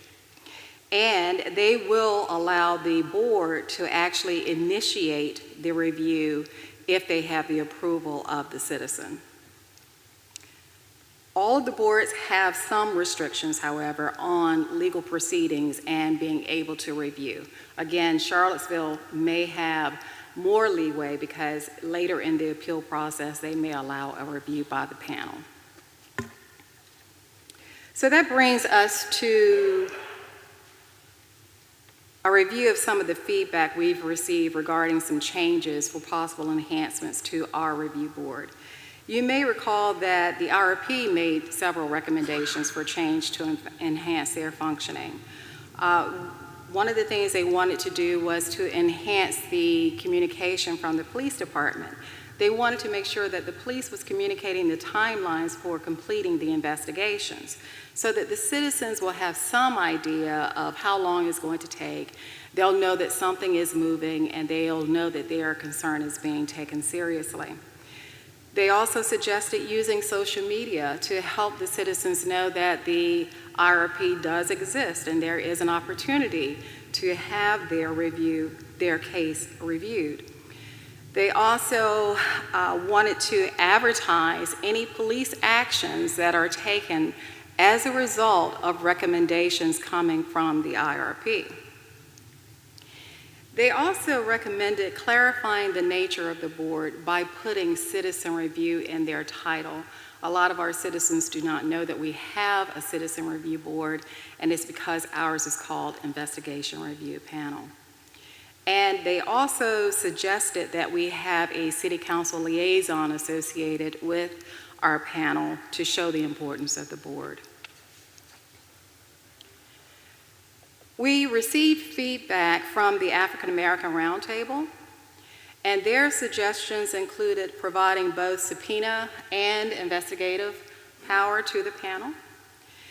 They also suggested changing the composition of the panel to reflect Charlottesville's requirement to include 3 residents from disadvantaged communities and to include 1 non-voting member with police expertise. They also suggested eliminating the consultation between police and human resources to determine if a referral to the IRP is warranted. They are referring to a component that is listed in the rules and procedures for the IRP.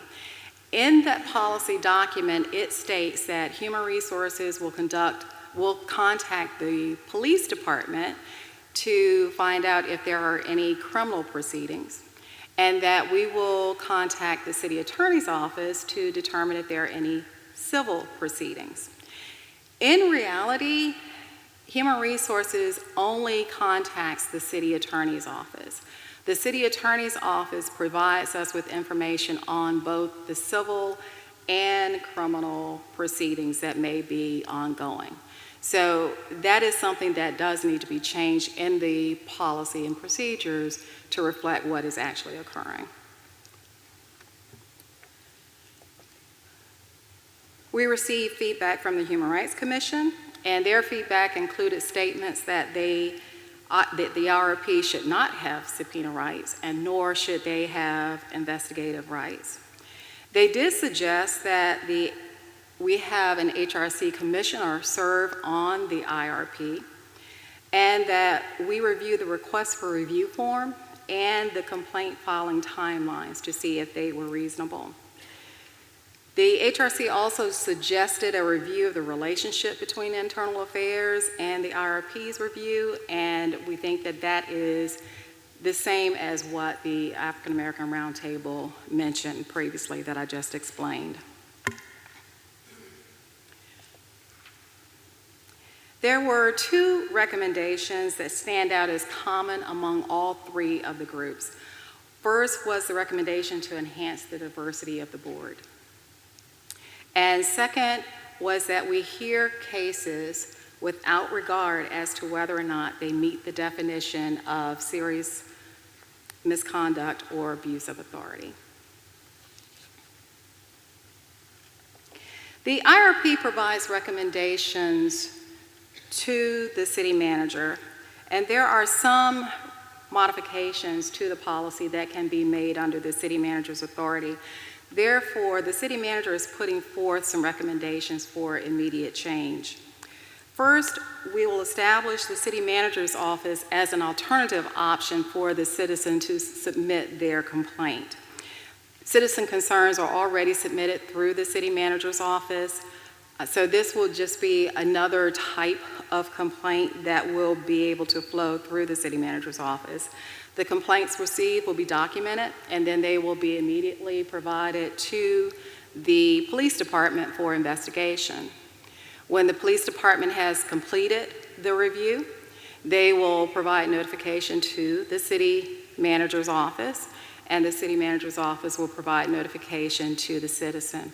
All of this will be in addition to what currently happens with the police department providing notification to Human Resources. We reach out to the citizens on behalf of the IRP. So all of that will now happen. To help ensure citizens are aware of their opportunity to have an independent review of their concerns, the Communications Office will develop an appropriate campaign to highlight this panel, the panel's existence. And as we have discussed, the IRP only reviews cases of abuse of authority or serious misconduct, and currently the IRP will review the case to determine if that threshold is met, and if it is not met, the IRP does not conduct a hearing. So the recommendation is that we will eliminate that step, and if a complainant wants the IRP to hear that case, it will automatically be heard as long as there are no legal proceedings left. To help provide transparency and to ensure responsiveness, police will be required to provide a written response to any recommendations coming from the IRP. This written response must be provided within 30 days. It will be posted on the city's website, and it will also be provided to City Council. And last, with the approval of the involved citizen, the IRP may initiate a review of a police investigation. IRP-initiated reviews should be infrequent and would be based on factors including public response to a police investigation. So, are there any questions? Questions, anyone? Mr. Moss. My only question was, Fairfax has had something for some time. And do we have are there any critiques or reviews, or have they done surveys about how the community perceives? They have a very diversified community in Northern Virginia and Fairfax County specifically. I'm just curious as to if you went and searched the media, the newspaper, or did some kind of, like I would call content search, just how is the effectiveness, or what are the criticisms that you would hear from the minority communities in Fairfax County about the operation of their board, from a citizen view versus from the government provider point of view? Have you all done any kind of searches as to how they assess how well they're doing? We did we did do a search for information, as much information as we could find. I couldn't find anything that would say whether or not how the community feels about their process, whether or not they feel as if something else needs to happen or not. There was information available just talking about their process, but nothing from the citizens to assess or gauge. I also did not see, and what I was really hoping for was to see some sort of survey of maybe complainants or something along those lines. I was looking for that, and I did not find that. I do have a call still in to Fairfax to see if they have ever conducted anything. And I also wanted to get a good feel for what is their caseload like. So we're still trying to gather a lot of that information because, again, with the independent auditor conducting a lot of the reviews, which are going to be those that you really read about in the paper, what was the Citizen Review Board still active and how many did they see? So we're still trying to gather a lot of that information. I'm glad you mentioned that because I'm always looking at is we have a very rigorous and I would say broad definition of use of force, which we've heard here many times. And so we know our stats, and then we can look at what's actually been filed with our current board as composed. It'd be interesting to know for a place like Fairfax that has the longest and a huge population, almost 1 million people, so they're definitely scalable, is what would their like statistics be for their community, and then in turn, what is the relationship between that and the complaints that go in their disposition? I'm just trying to get a feel for when we're looking at that, not metrics of success. This is not a success metrics thing. This is about accountability, but what is the demand signal relative to police actions? Right. That's what I was trying to get a feel for. How often is it used? How well is it used? And then knowing that we would have to take into consideration the differences in the definitions of use of force. Now, you mentioned that one of the issues that we run into today, at least I run into frequently, is we got a city attorney who serves two masters, the school board and us. And every time we ask a question that could influence the school board, we got to go to some outside attorney to get an answer because he's got another client and it creates a conflict. So I'm surprised that we didn't see more boards where the board who's doing independent review also had independent legal advice who also might not have a conflict between representing the police department or representing the police officer or representing whatever it might be, and at the same time providing legal advice to the review board. And would that create a conflict? But maybe Mr. Stiles in another forum could answer that in writing and how we reconcile that. But I've always been concerned when you have two clients and they maybe have competing interests. And I also thought along those same lines, I thought it was interesting that for Charlottesville, they would actually contract with legal counsel every year. So there's the potential for that legal counsel to actually be changing every year. And it may be because of that conflict. Certainly. Okay, anyone else? Okay, thank you very much, Ms. Hilliard. Welcome. At this time, at the request of Councilmember Wooten, we're going to have Samuel Reed from the Atlanta Citizen Review Board give a brief presentation on the Atlanta program.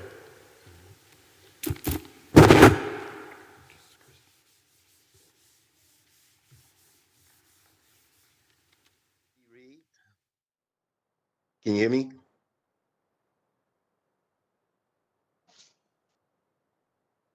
Hello? Okay. This is Lee Reed with the Atlanta Citizen Review Board. It's a pleasure to be here today to speak with you all today about the Atlanta Citizen Review Board. I'm the executive director, and I've been with the agency since 2012.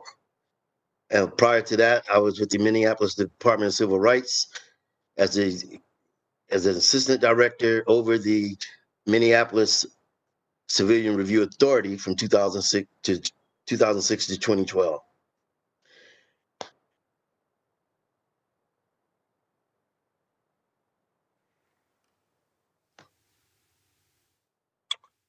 Hello? Reed, we're going to ask you to begin your remarks again. We had a technical issue within the facility, so if you could just hold tight, we will let you know when you can begin. And I apologize. Oh, okay. All right. Thank you, Mr. Reed. Yes. We're having a technical issue just within the house, so just bear with us just a moment while they're trying to resolve it.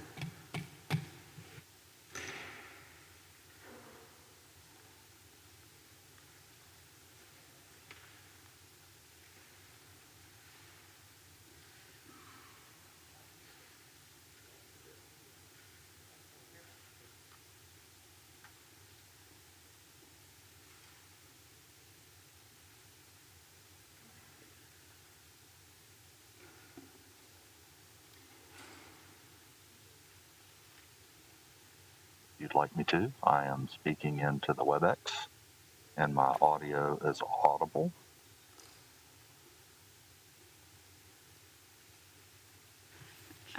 Mayor, maybe we should take just a 5-minute or so break until we get this issue resolved. Okay, Is that, Mr. Stiles, is that okay?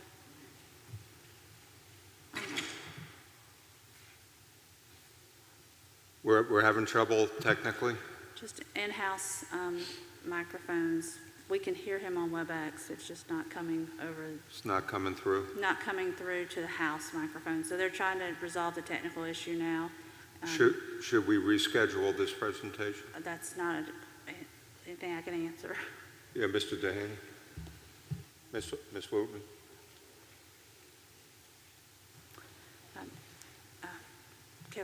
Sabrina, okay to reschedule?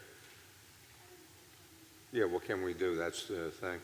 You know, just as a courtesy, we will reschedule, okay?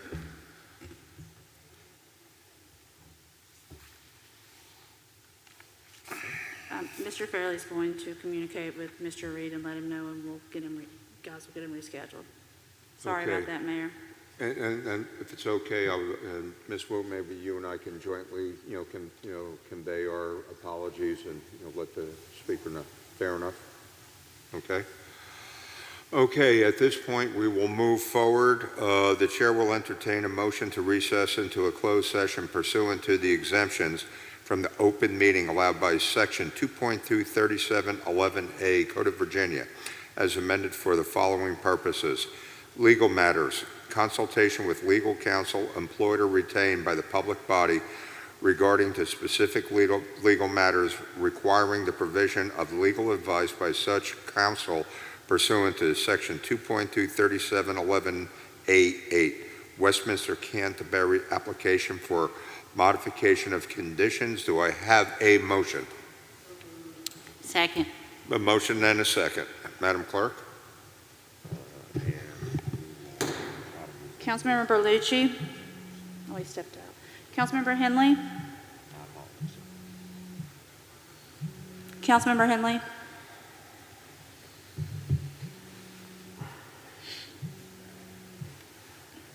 Aye. Councilmember Jones absent. Councilmember Moss? Aye. Councilmember Rouse? Aye. Councilmember Tower?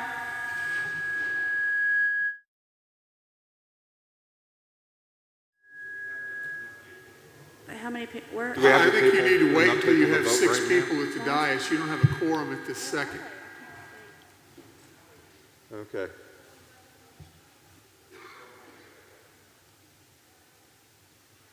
We need to wait until Mr. Berlucci and Mr. Tower return. We'll wait for Mr. Bellucci to return.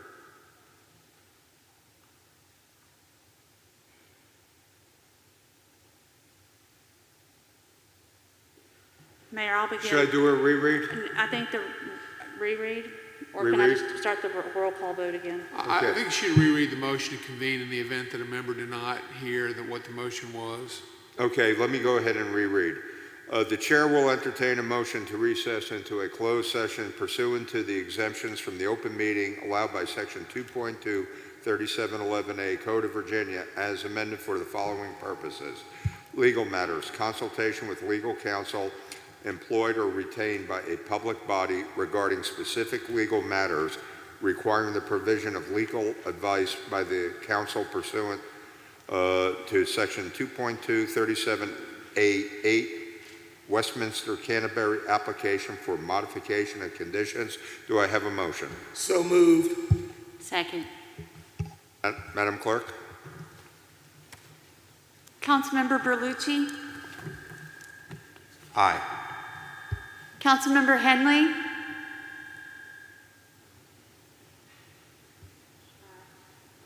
Councilmember Moss? Aye. Councilmember Rouse? Aye. Councilmember Tower? Aye. Councilmember Wilson? Abstain. Councilmember Wooten? Aye. Mayor Dyer? Aye. Okay, we are recessed into executive. Thank you.